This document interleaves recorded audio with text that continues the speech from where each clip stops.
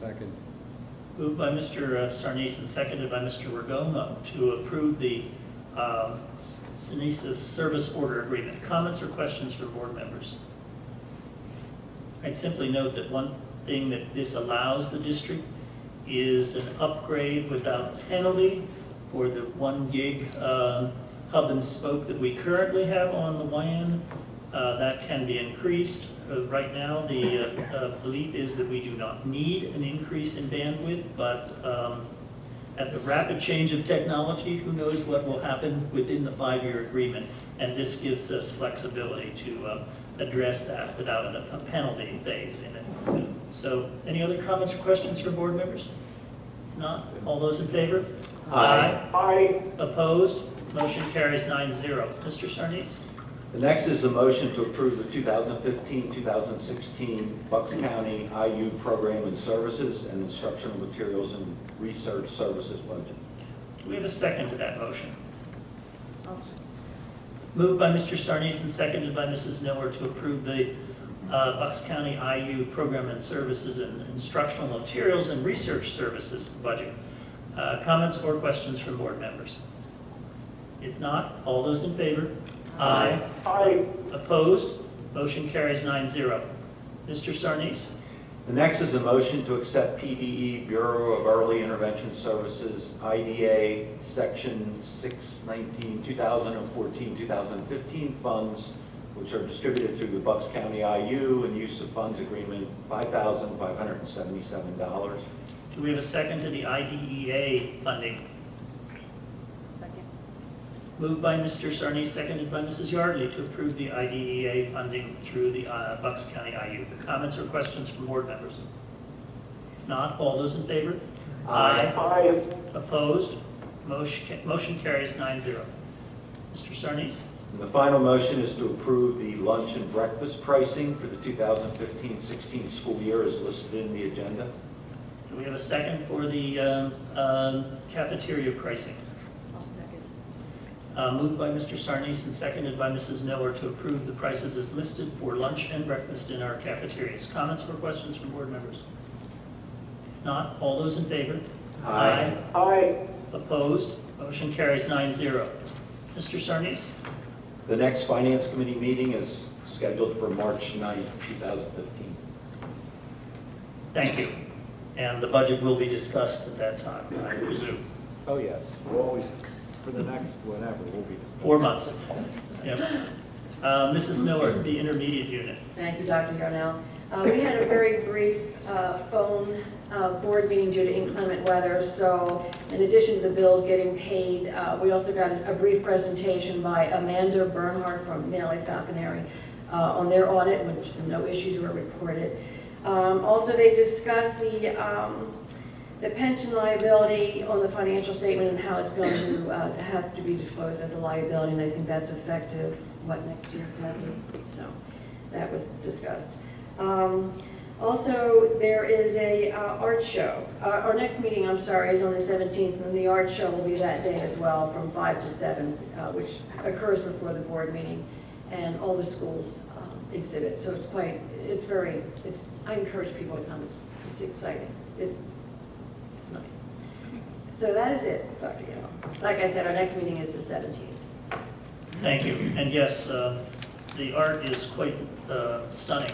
The students from Pennridge, as well as the other 12 public schools entities in the Bucks County area. It's quite an experience. It really is something. I mean, it's nice to go there and see the Bucks County Impressionists, which are worth quite a lot of money, that hang on the walls, but then you also get to see the student work, which is, as I say, rather spectacular.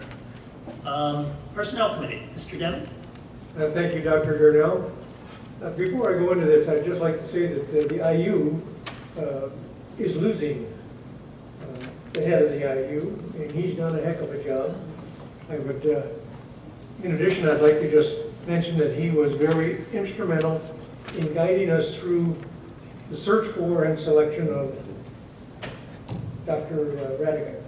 So, thank you for allowing me to ad hoc. I have three, So to speak. I have three motions. The first one is a motion to approve the waiver of expulsion hearing, which was a sad situation, but we won't go into that, but I'm to approve that waiver, number 201415EW03. Do I have a second to the motion to, do I have a second to approve that motion? Second. Moved by Mr. Deming and seconded by Mrs. Schmidt to approve the waiver of expulsion hearing and rights. Comments or questions from board members? If not, all those in favor? Aye. Aye. Opposed? Motion carries 9-0. Mr. Deming. The second motion is to approve a memorandum of agreement between this district and the Pennridge Education Association regarding clarifications to the EDR memo of October 27, 2014. Do we have a second to that motion? Second. Moved by Mr. Deming and seconded by Mrs. Yardley to approve the memorandum of agreement with the Pennridge Education Association. Comments or questions from board members? If not, all those in favor? Aye. Aye. Opposed? Motion carries 9-0. Mr. Deming? And the final motion is to approve the general liability and professional liability policy for the Pennridge EMT and athletic trainers for $1,102. Thank you. Do we have a second to that motion? Second. Moved by Mr. Deming, seconded by Mrs. Schmidt to approve the general liability and professional liability policy for the EMT and athletic trainers. Comments or questions from board members? Not, all those in favor? Aye. Aye. Opposed? One abstention. Okay, the motion carries 8-0-1. Next, Mr. Deming, you have another meeting scheduled. Yes, we do. The next personnel meeting is scheduled for March 11th of this year. Thank you. And would you also report on the policy review committee? Thank you, and that will be pretty easy. Our next policy review committee is scheduled also for March 11th. Thank you. At this point, we'll move to the Upper Bucks County Technical School Committee. That would be Mrs. Schmidt. Thank you, Dr. Yarnell. The Upper Bucks County Technical School actually met twice since our last board meeting. On January 29th, there was a special meeting called. It was in regard to the building project, mostly to discuss allowance spending for several different areas of the project. During that meeting, there was also comment from the public on the adult education classes. And also that evening, the facilities committee, it was agreed that it would be consist of 4 JOC members, and the job meeting minutes would be forwarded weekly to those members. And then the tech school met last week on February 19th. Just a few notes, the minutes will be posted online. Mr. Wagenseller noted that the tech school will be hosting a non-traditional student camp this year in conjunction with Temple University. It'll be May 2nd. Just to explain what a non-traditional camp is typically students going into this tech school there, many of the trades are male or female, heavier enrollment. So the point of the non-traditional student camp is to take away those gender biases, give, say, for example, a female student the opportunity to go in and see what's happening within auto body, small engine repair, that type of thing. Their goal is to have students not feel that based on gender that they would be swayed out of one profession or another. So the point of the camp is to open it up for grades 6 to 8. Students will come, they'll pick 2 subjects to explore, which would not be maybe what their first choice would have been, but to explore some different subjects. The camp will also be helped to be paid through a Perkins grant, which the school applies for. And on another note, the budget was discussed there. The tech school's budget this year will be $8.7 million. It is a 1.9% increase. And as Dr. Yarnell said, Pennridge's portion of it, it's actually a decrease of 2.97%, which is equal to $82,665. The tech school will meet again on March 19th at 7:30 p.m. Thank you. And I would note for board members that that budget that was discussed and approved for distribution to the 3 sending school boards will come before this board for a vote. As always, approval of the vocational school budget requires a majority of 2 of the 3 sending districts and at least 14 of the 27 school board members who get the opportunity to vote must approve it. People who are not there or don't participate effectively count as no votes, as you can tell in that system. So when the board members receive a copy of that budget, please ask one of the members of the vocational committee, Mrs. Smith, Mrs. Miller, myself, or Mrs. Yardley, who serves as our substitute, and we can clarify any questions, hopefully, that are asked, or certainly find out the answers if we can. Next would be the technology committee. Mr. Thompson? Thank you, Dr. Yarnell. We did not have a meeting this past month. The next technology committee meeting will be scheduled on March 16th at the current time. I don't think that might change, but there's been some discussion, and for the moment, it's March 16th. So. Okay. Thank you. Act 48, Mrs. Schmidt. Act 48 did not meet this month, but there is a meeting scheduled for March 12th, 2015 at 4 p.m. Thank you. Ad hoc fundraising. Mrs. Schmidt, Mrs. Yardley? Yeah, we gave an update with the money raised already, and the next meeting will be scheduled as needed. Thank you. Any unfinished business for board members? Dr. I have a question.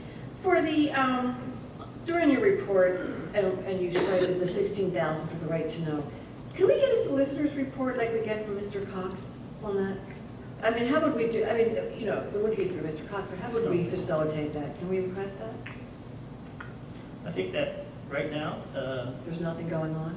well, no, it's not that there's nothing going on. It's Mrs. Johnson who is our right to know officer currently, correct? Or has it been switched? No, Not yet. that's correct. So that would have to come through her. So. Is that possible, Kathy, to get a solicitor's report? Well, Like a summary of where that money's going? For the right to know or the Yeah, solicitor? no, the right to know. Yes. Yeah. To the extent that my office handles them, I will include them in the solicitor's report. Now, I won't know how much money the district has spent on it. But I think we need to understand what's being asked. Certainly, you know. to the extent my office handles one, I will include it in my report. Okay.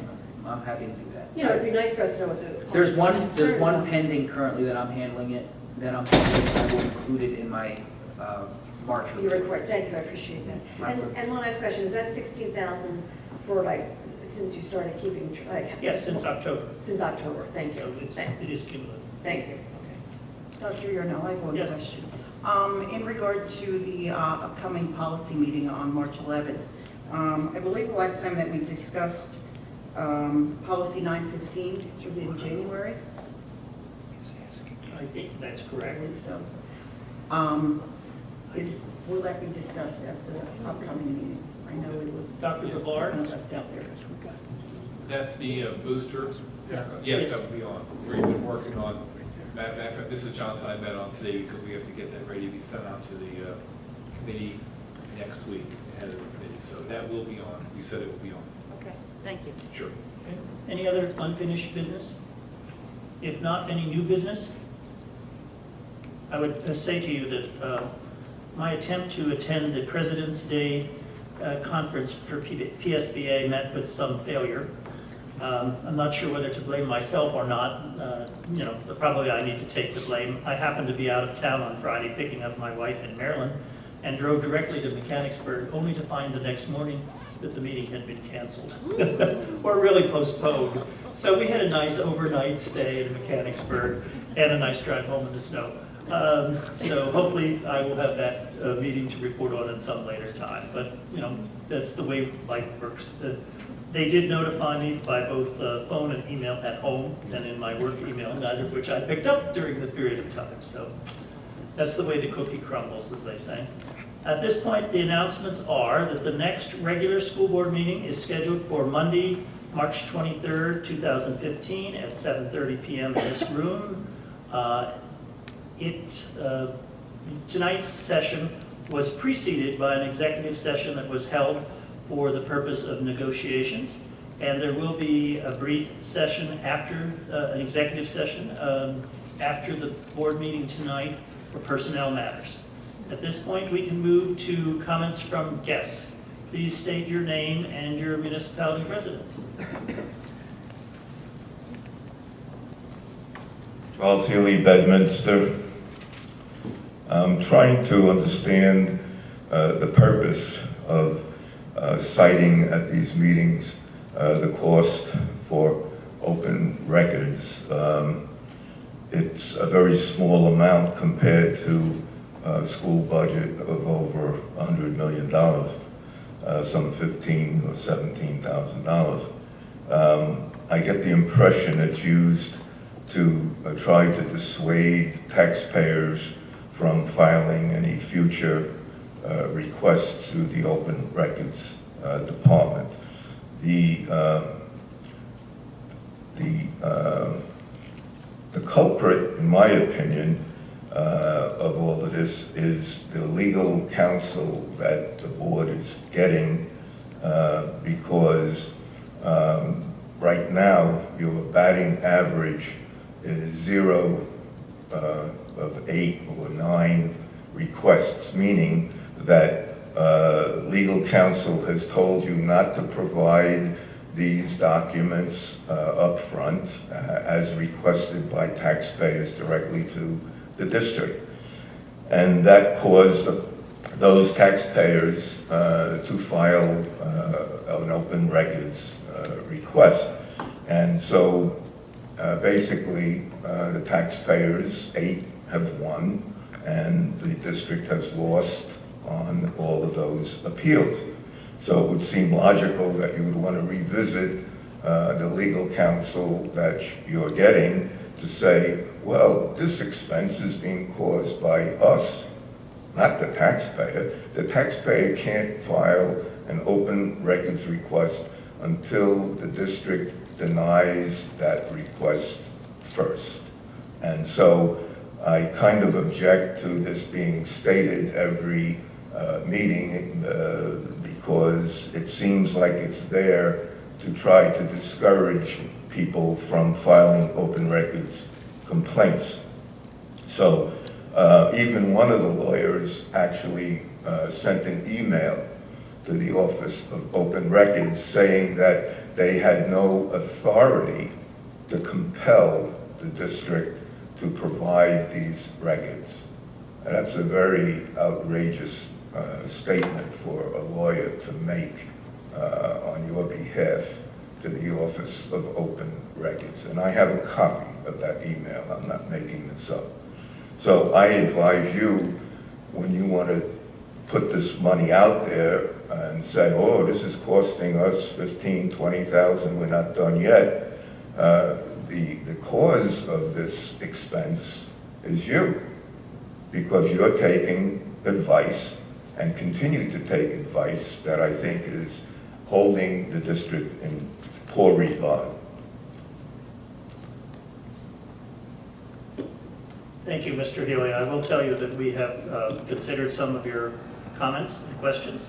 And one of the things that's lost in this, which I don't, and really have no way of noting, is how much time is spent retrieving records before the open records request, let alone when the open records request comes. That's something that costs all the taxpayers significant money in this case, because the requests are often quite large. They're, for whatever reason, they are large requests. So anyone else have a comment? Mr. Rummel?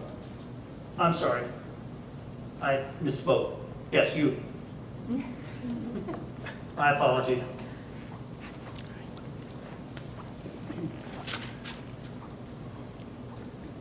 Hi, I'm Mary Lou Tukowski. I live in Percy. I'm a Percy taxpayer.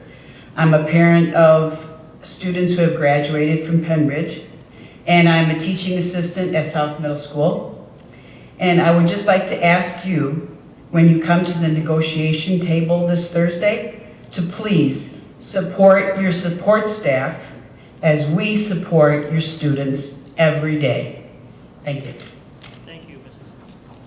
Thank you, Mrs. Pelkowski. Anyone else? Mrs. Furlong?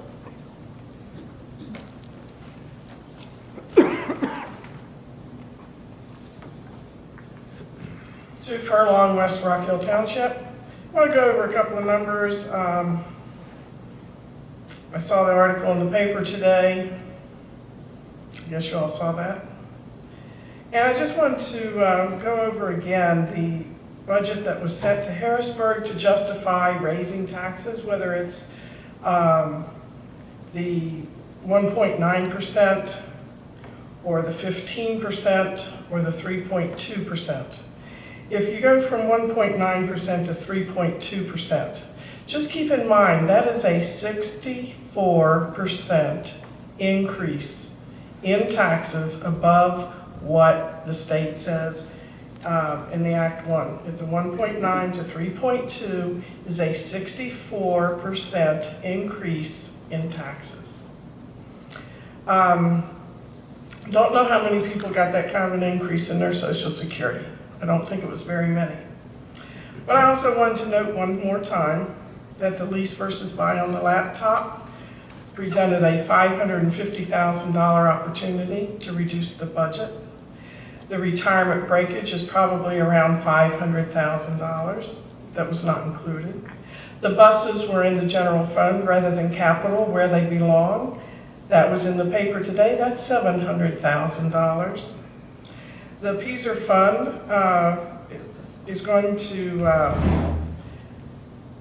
increase from last year to this year by 1.286 million, and we have a fund set aside for that. So it doesn't have to come from the general fund. It can come from the fund that was set aside 3 or 4 years ago. We have the non-routine maintenance that was cited today in the paper at $650,000. And it was noted that in that budget you were adding personnel. I don't know any operation that adds personnel when they're $10 million in the hole. I'm going to suggest you don't add personnel until you figure out how to pay the personnel you already have. The infrastructure upgrade, I don't remember the exact number. I put that in as a guesstimate while I was sitting there at about $300,000. When I add those items down, I get $3.986 million of the $10 million that you're in the hole. And I don't know what other sand is in that budget. I know that last time I looked, in the history, science, language, math, and one other history, I think I said history. But anyway, in our 5 core areas, we had 120 classes with fewer than 20 students. When you're 10 million in the hole, that is an extravagance that you cannot afford. I think that's been worked on, so I would like to give credit where credit is due. But that kind of usage of our resources has to stop. When I drive to work, I pass buses. One's going down the road this way and the other one's coming meeting me this way. Maybe some of that could stop. And that would add to my almost $4 million that I know is in that budget that doesn't belong in that budget. But it's going to raise people's taxes unnecessarily. And I wouldn't be very proud of that if I were any of you board members sending that kind of a document. And Dr. Radigan's got to sign it, so she's verifying that it's a truthful document. Mr. Sarnes let it go from his finance committee. I just wouldn't be very proud of that kind of work. Thank you, Mrs. Furlong.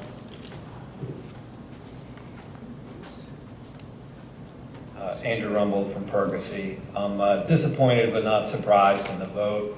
I'd like to thank Mrs. Miller for having the courage, the only one to stand up and vote for some kind of sanity. You know, and I was giving it a little bit more thought while I'm sitting there, and this sports stuff, it's all extracurricular, because if it's not required, this football program, these big facilities that we need, if it's not required of every student that comes through here that has to participate in it, it's an extracurricular activity. And that's not what's required with our state constitution as far as a thorough and efficient system of education. So I'll say it again, these extracurricular programs need to stand on their own. They need to be funded by, have some type of entity set up to fund that, and if people in the community find it worthy, they will voluntarily contribute it. We've seen in Percy when they put up a voluntary contribution for a police dog. Overwhelmingly, people responded to it. So I think you're not giving enough faith to people in the community that they will respond to this stuff. You're just relying on the same old coercive system with your hand in my pocket to fund these things. One thing struck me that Mr. Casper was speaking about in regards to the stadium. He said that there was $1 million that wasn't anticipated upon in the first phase, I guess. Parking lots or whatever. I'm assuming that he said there was $1 million extra that was spent. To me, that shows poor planning, that there wasn't due diligence done. So what confidence should the community have in this board that this $3 million additional isn't going to grow by leaps and bounds once we get into it? So, you know, I guess the only thing I'll say is, you know, you keep passing these budgets with tax increases every year, 3-point-whatever%, works out to $100 plus a year. In 10 years, that's $1,000 that every single person in this community, on average, is going to be paying more into the system. And I just think, when, you know, no matter where that, you know, when you all sat up here and tried to half-assed kind of justify that the money's coming from the capital fund and the borrowing, at the end of the day, it's either coming from the taxpayer's pocket or it's burdening the kids of this community that they're going to have to be paying. And I just think it's a disgrace. I don't know how y'all can sleep at night. Thank you. Thank you. Anyone else wish to comment? If not, thank you for coming. The meeting is adjourned. I'm sorry.